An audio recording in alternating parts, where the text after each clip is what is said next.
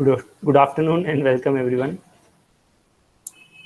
तर आपण इथे MSITच्या बुकमधला आजचं चॅप्टर नंबर 6 आपण चॅप्टर नंबर 7 आपण ऑलरेडी सुरू केलं आहे, सेकंडरी स्टोरेज. आणि मागच्या सेशनमध्ये आपण आतापर्यंत जे बघितलं आहे ते थोडक्यात इथे तुम्हाला टॉपिक्स जस्ट सांगतो. स्टोरेज आपण बघितलं याच्यामध्ये, सेकंडरी स्टोरेज, ज्याच्यामध्ये की वेगवेगळ्या प्रकारचे स्टोरेज जे असतात त्याची माहिती घेतली आपण. हार्ड डिस्क, त्यानंतर इंटरनल हार्ड डिस्क, त्याचे प्रकार, एक्सटर्नल हार्ड डिस्क, त्यांची क्षमता किंवा कामगिरी आपण कशी वाढवू शकतो याच्याबद्दल आपण माहिती घेतली. सॉलिड स्टेट स्टोरेज बद्दल आपण आता सुरू करतोय. ओके, तर सॉलिड स्टेट स्टोरेज ज्यांच्याकडे बुक्स नसतील त्यांच्यासाठी मी ते सर्च पण करतो म्हणजे तुम्हाला ते लक्षात येईल.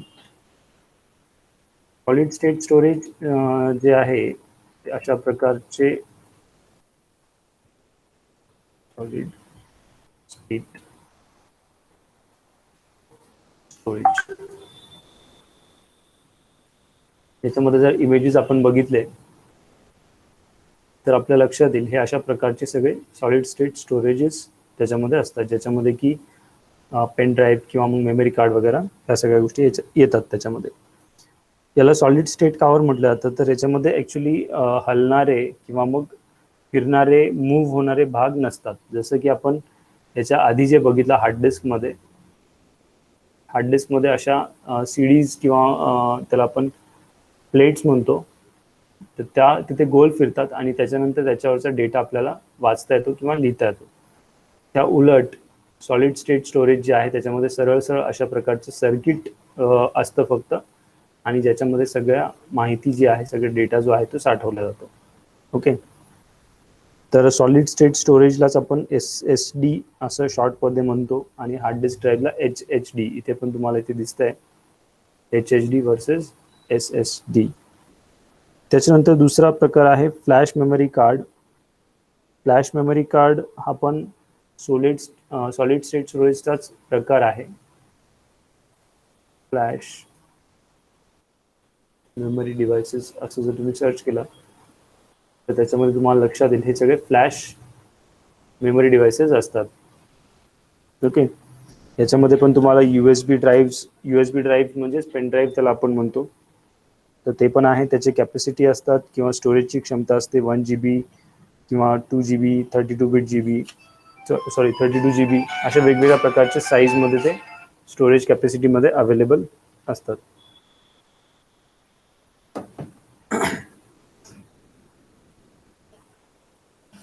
हे तुम्हाला पेज नंबर 161 वरती इथे दिलेलं आहे. त्याच्यानंतर पुढचा टॉपिक जो आहे ऑप्टिकल डिस्क.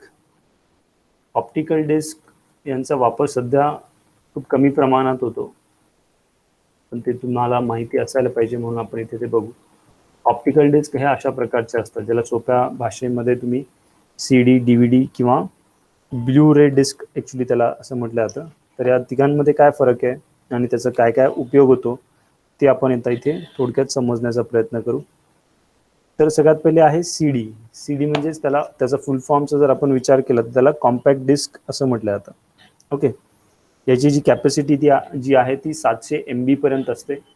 आता दिसायला तिन्ही पण ज्या गोष्टी आहे म्हणजे एक CD, DVD किंवा ब्ल्यू रे डिस्क, या तिन्ही पण ज्या आहे जवळपास सारख्याच साईजच्या असतात आणि दिसायला पण सारख्याच दिसतात. फक्त त्यांची स्टोरेज क्षमता जी आहे म्हणजे त्यांच्यामध्ये आपण किती माहिती साठवू शकतो याच्यात फरक असतो. तर CD आपण बघितलं 700 MB पर्यंत त्यात माहिती साठवता येते. त्यानंतर डिजिटल व्हर्सेटाईल डिस्क किंवा त्यालाच आपण शॉर्टमध्ये DVD असं म्हणतो. तुम्ही बघितलं असेल किंवा तुम्ही जर वापर केला असेल तुम्हाला आठवत असेल, एखादा मूवी जर आपण घेतला CD मध्ये तर एक मूवीसाठी 2 किंवा 3 CDs लागतात आपल्याला, आणि तेच DVDचा जर विचार केला तर एका DVD मध्ये 4 ते 5 मूवीज त्याच्यामध्ये असू शकतात. ओके, हा म्हणजे फरक समजण्यासाठी मी तुम्हाला ते सांगितलं. आणि ब्ल्यू रे डिस्क जे आहे, ओके, DVD मध्ये जर आपण माहिती ॲक्च्युअल किती माहिती साठवू शकतो हे जर बघितलं तर 4.7 GB माहिती त्याच्यामध्ये आपल्याला साठवता येते. आणि ब्ल्यू रे डिस्क ज्याच्यामध्ये आपल्याला हाय डेफिनेशन डिस्क पण आपण त्याला म्हणतो, 50 GB पर्यंत त्याच्यामध्ये आपण माहिती साठवू शकतो. ओके, तर हा त्याच्यामधला फरक आहे. त्यानंतर रीड ओनली मेमरी ROM म्हणजे ह्याच तिन्हींचा म्हणजे CD, DVD किंवा ब्ल्यू रे या तिघांना परत आपण दोन कॅटेगरीमध्ये ॲक्च्युली डिवाइड करू शकतो. एक तर रॉम आहे, एक रेकॉर्डेबल आहे आणि तीन झाले मग. एक रॉम म्हणजे रीड ओनली मेमरी, त्याच्यानंतर रेकॉर्डेबल आणि RW म्हणजे रीरायटेबल. आता रॉम म्हणजे काय, जसं नावावरनं पण आपण आणि आधी पण आपण चर्चा केली, रॉम म्हणजे रीड ओनली मेमरी. जसं तुम्ही मार्केटमधून जर एखादी CD किंवा DVD कशाची विकत घेतली, त्याच्यामध्ये तुम्हाला परत काही नवीन डेटा नाही टाकता येणार. तुम्हाला फक्त जे काही डेटा त्याच्यामध्ये होता, जो कोणता मूवी असेल किंवा गाणे असतील त्याच्यात, तेच तुम्हाला ऐकता येतील किंवा बघता येईल. आणि दुसरं जे असतं रेकॉर्डेबल. रेकॉर्डेबल म्हणजे तुम्ही ब्लँक CD ज्याला आपण म्हणतो, तुम्ही जर मार्केटमध्ये जाऊन ब्लँक CD घेतली आणि तुमच्या कम्प्युटरमध्ये असलेला डेटा त्याच्यामध्ये मग तुम्ही टाकू शकता. पण मग रेकॉर्डेबल जे असतं त्याच्यामध्ये एकदाच आपल्याला माहिती भरता येते. तर तुम्ही एकदा ती CD बर्न केली आणि CD मध्ये माहिती टाकण्याच्या प्रोसेसला CD बर्निंग असं म्हटलं जातं. बर्निंगचा अर्थ तसा जाळणे असा होतो, पण ॲक्च्युली त्याला बर्निंग असं म्हणतात त्या प्रोसेसला. ठीक आहे. तर ते तुम्ही त्याच्यामध्ये एकदाच त्या ठिकाणी रेकॉर्डेबल CD, DVD किंवा ब्ल्यू रेमध्ये तुम्ही लिहू शकता, काही डेटा त्याच्यात टाकू शकता. आणि तिसरा जो प्रकार आहे ज्याला आपण RW म्हणजेच रीरायटेबल असं म्हणतो, की ज्याच्यामध्ये मग तुम्हाला माहिती परत परत पेनड्राईव्ह सारखी त्याच्यामध्ये माहिती टाकता पण येते आणि प्लस चेंज करून परत नवीन माहिती तिथे तुम्ही टाकू शकता. पण अर्थात CD जे आहे मग अशा पद्धतीने परत परत जर तुम्ही वापरत गेले तर त्याची कॅपॅसिटी जी आहे ती कमी कमी होत जाते आणि CD लवकर खराब पण होतात. त्यामुळे आजकाल शक्यतो त्याचा कोणी वापर करत नाही. आज आपण जास्तीत जास्त पेनड्राईव्ह किंवा बाकीचे जे डिव्हाइसेस आहे आणि पुढे आपण बघूच तर ते पण त्याच्यामध्ये वापरले जातात. तर इथपर्यंत आपण बघितलं. त्यानंतर आहे तुमचं क्लाउड स्टोरेज, जे मी आत्ता सांगत होतो की CD, DVD वगैरे किंवा पेनड्राईव्हचा पण वापर आजकाल कमी होत चालला आहे. त्याच्याही पुढे जाऊन क्लाउड स्टोरेज या गोष्टीचा वापर आता जास्त होतोय. तर क्लाउड कम्प्युटिंग किंवा क्लाउड स्टोरेज म्हणजेच काय, तर आपण जेव्हा आपली माहिती ऑनलाईन म्हणजे नेमकं कुठे, तर वेगवेगळ्या प्रकारचे कंपन्या असतात की जे आपल्याला ती सुविधा पुरवतात. त्यांच्याकडे ते खूप सारे हार्ड डिस्क साठवून ठेवतात आणि आपली माहिती आपण त्यांच्याकडे ठेवत असतो. जेव्हा आपल्याला लागली तेव्हा इंटरनेटच्या माध्यमातून आपण ती कोणत्याही टॅबवरती किंवा मग लॅपटॉपवरती किंवा मोबाईलमध्ये आपण ती माहिती घेऊ शकतो. त्याला आपण क्लाउड स्टोरेज असं म्हणतो.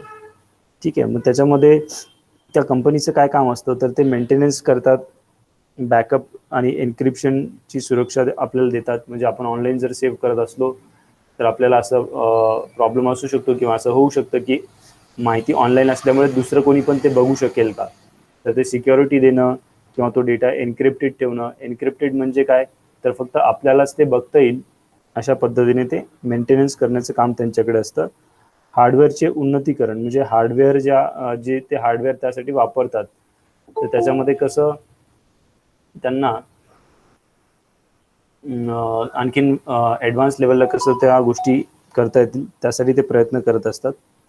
त्यानंतर फाईल्सचा सामायिक वापर आणि सहयोग, तर हे पण एक करता येतं क्लाउड स्टोरेजवरती, की जसं की आपण त्या दिवशी पण बघितलं मागे की 2 किंवा 3 जण किंवा जास्त जणांना एकाच वेळेला एकाच फाईलमध्ये जर काम करायचं असेल तर ते पण क्लाउड कम्प्युटिंग किंवा क्लाउड स्टोरेजमुळे शक्य होतं. ओके. त्यानंतर एक्सेसचा वेग, म्हणजे जेव्हा आपल्याला एक्सेस करायचं असतं म्हणजे ती फाईल आपल्याला मिळवायची असेल तर त्यासाठी पण पटकन ती फाईल आपल्यापर्यंत कशी पोहोचेल यासाठी पण त्याला आपण ॲक्च्युली एक्सेस वेग किंवा एक्सेस स्पीड असं म्हणतो. तर ते पण ते मेंटेन करण्याचा प्रयत्न करत असतात. आणि पुढे जाऊन फाईलची सुरक्षितता, म्हणजे आपली जी फाईल आहे तर ती सुरक्षित पण राहिली पाहिजे, त्यासाठी पण ह्या कंपन्या ज्या आहेत त्या प्रयत्नरत असतात. याचे काही एक्झाम्पल्स तुम्हाला इथे दिलेले आहेत. कंपनी आणि त्याचं वेबसाईट तुम्हाला इथे दिलेली, dropbox.com, google.com, OneDrive किंवा amazon.com/cloud, vtransfer.com किंवा geocloud.com. अशा खूप साऱ्या अजून पण वेबसाईट्स आहे, हे मी थोड्याशा इथे तुम्हाला सांगितल्या. तर यांचा वापर करून सुद्धा तुम्ही तुमचा डेटा जो आहे तो ऑनलाईन सुरक्षित आणि सेव्ह त्या ठिकाणी करून ठेवू शकता. त्यानंतर पुढचा जो प्रकार आहे स्टोरेजचा तो आहे मोठ्या प्रमाणावरील स्टोरेजसाठी मास स्टोरेज उपकरणे. आता हे पण म्हणजे आहे, जर मी ती तुम्हाला दाखवलं मास स्टोरेज, तर अशा प्रकारचं हे मास स्टोरेज, एक मिनिट, मास स्टोरेज डिव्हाइसेस, तर हे अशा प्रकारचे त्याच्यामध्ये स्टोरेजेस येतात की ज्याच्यामध्ये आपण जास्तीत जास्त माहिती खूप मोठ्या प्रमाणात साठवता येते. त्याचे पण काही प्रकार इथे तुम्हाला दिलेले. पहिला प्रकार त्याचा आहे की एंटरप्राइज स्टोरेज सिस्टम्स. बहुतेक मोठ्या संस्थांमध्ये नेटवर्क्समध्ये डेटाचा कार्यक्षम आणि सुरक्षित वापर करण्यासाठी एंटरप्राइज स्टोरेज सिस्टम्स नावाची एक सिस्टम स्थापन केलेली असते.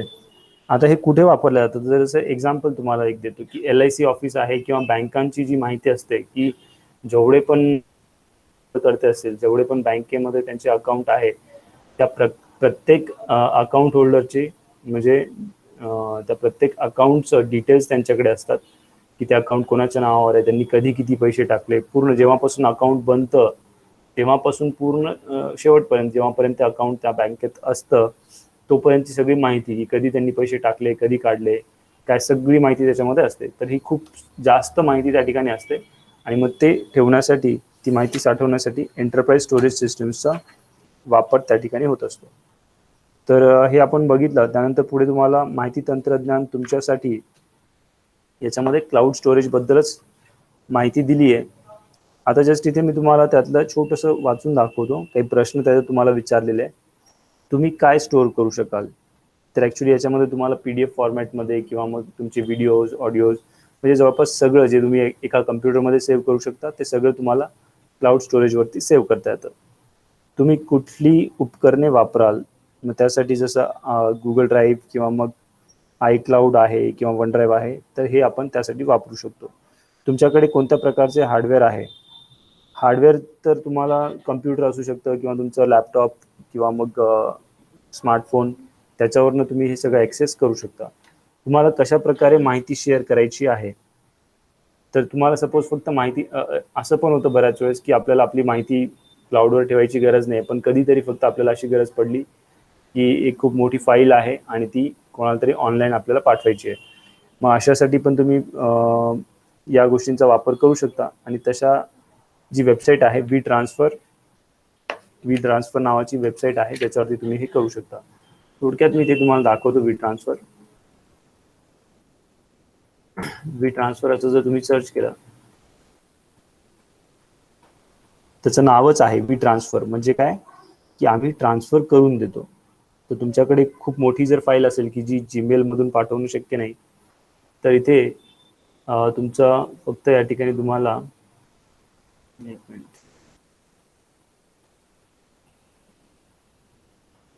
सुरुवातीच्या काही गोष्टी ॲग्री करून त्या ठिकाणी तुम्हाला तुमचा ईमेल आय डी, सॉरी इथे तुमचा नाही, तर ज्या व्यक्तीला आपल्याला ती आपली फाईल पाठवायची आहे त्या व्यक्तीचा ईमेल आय डी, तुमचा ईमेल आय डी आणि कोणती फाईल पाठवायची आहे त्याचं काही टायटल असेल तर ते टायटल देऊन आणि मेसेज काही लिहायचा असेल तो लिहून आपण ती फाईल तिथे अटॅच करून लगेच पाठवू शकतो. म्हणजे त्याच्यावरती नवीन अकाउंट तयार करा किंवा जसं गुगल ड्राईव्ह किंवा ड्रॉपबॉक्स वगैरे जे क्लाउड स्टोरेज मी तुम्हाला सांगितले, तर ते पहिले त्याच्यावरती अकाउंट तयार करावं लागतं, मग आपली फाईल तिथे अपलोड करावं लागते आणि मग ती आपण पाठवू शकतो. त्याच्याऐवजी WeTransfer.com ही सोपी पद्धत आहे. फक्त फाईल तुम्हाला ज्याला पाठवायची त्याचा ईमेल आय डी टाईप करायचा, तुमचा ईमेल आय डी टाईप करायचा, टायटल आणि मेसेज आणि तुमची फाईल, अशा पद्धतीने पण तुम्ही ते करू शकता. तर हे थोडक्यात आपण क्लाउड स्टोरेजबद्दल चर्चा केली. त्यानंतर पुढे याच्यामध्ये तुम्हाला फाईल सर्व्हरबद्दल माहिती दिली आहे. फाईल सर्व्हर म्हणजे खूप मोठी स्टोरेजची क्षमता असलेले डेडिकेटेड कम्प्युटर जे वेगवान स्टोरेज आणि डेटा रिट्रीवलला सहाय्य करतात. खास करून फक्त माहिती साठवण्यासाठी जेव्हा एखादं कम्प्युटर किंवा मोठ्या लेवलला ज्याला आपण सर्व्हर असं म्हणतो ते जेव्हा बनवलं जातात त्याला आपण फाईल सर्व्हर असं म्हणतो. जसं की हे पण एक फाईल सर्व्हरचंच एक्झाम्पल आहे वी ट्रान्सफर. ओके. त्यानंतर सोबत जोडलेले स्टोरेजसह नेटवर्क्स ज्याला आपण NAS, हे पण बऱ्याचशा ठिकाणी जसं घरगुती वापर आणि लहान व्यवसायांसाठी रचना केलेला एक फाईल सर्व्हरचा प्रकार. NAS ही सिस्टम कम खर्चिक असते व ही सिस्टम स्थापन व व्यवस्थापन करण्यासाठी बहुतेक फाईल सर्व्हरपेक्षा सोपी असते. म्हणजे फाईल सर्व्हरचाच एक प्रकार आहे, पण जसं आता इथे पण आपल्या लॅबमध्ये पण ॲक्च्युली आपण या गोष्टीचा वापर करतो की तुम्ही कोणत्या जरी कम्प्युटरवर जर बसलेले असले तर तुम्हाला तुमची फाईल मिळते की ज्या फाईलवरती तुम्ही काम करताय. ओके, ते कावर शक्य आहे तर आपण एक कम्प्युटर असं ठेवलं आहे की ज्याच्यामध्ये त्या सगळ्या फाईल्स सेव्ह असतात आणि मग त्या फाईल्स तुम्ही कोणत्या पण कम्प्युटरवरनं मिळवू शकता किंवा त्यांचा वापर करू शकता. त्याच्यानंतर रेड प्रणाली आहे, RAID, याचाही उपयोग आपण करू शकतो मास स्टोरेजसाठी, म्हणजे खूप सारी जास्त माहिती साठवण्यासाठी. त्यानंतर स्टोरेज एरिया नेटवर्क आहे, ज्याला आपण SAN असं त्याचं नाव आहे, स्टोरेज एरिया नेटवर्क. तर हा पण एक प्रकार आहे की ज्याच्यातून आपण मास स्टोरेज म्हणजे खूप मोठ्या प्रमाणात माहिती त्या ठिकाणी आपण साठवू शकतो.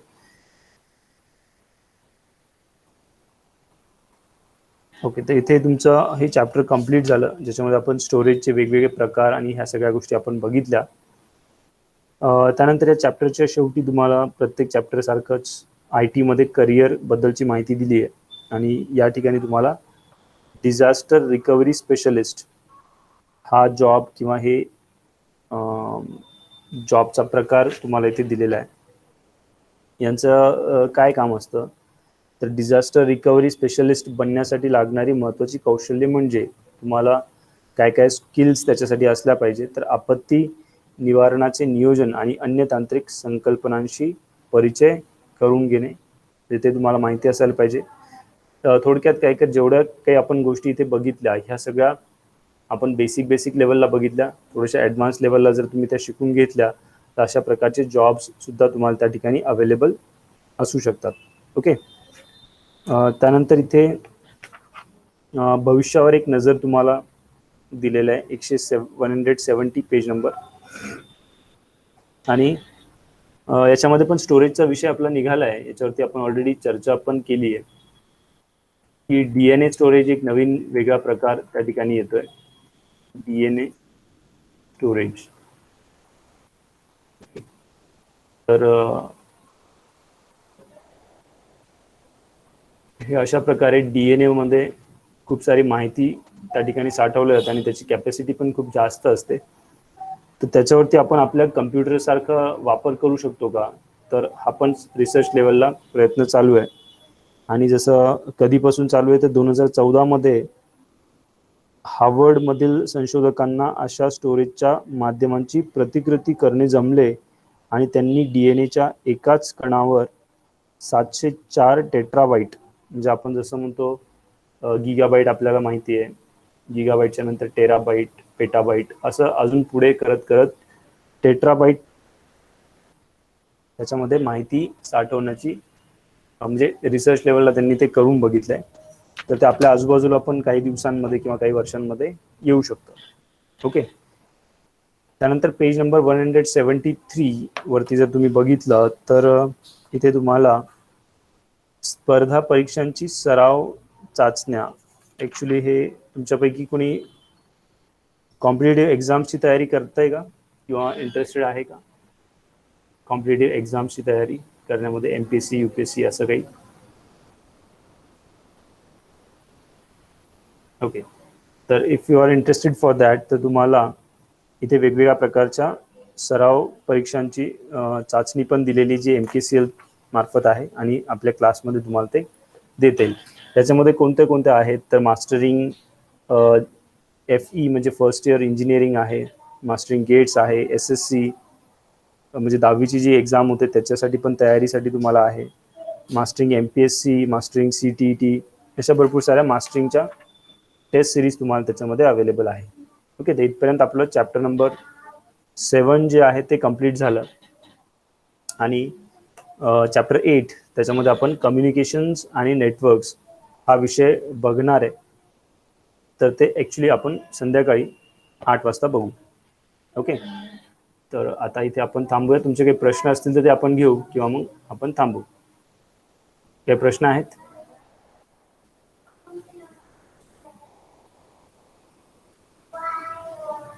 येस,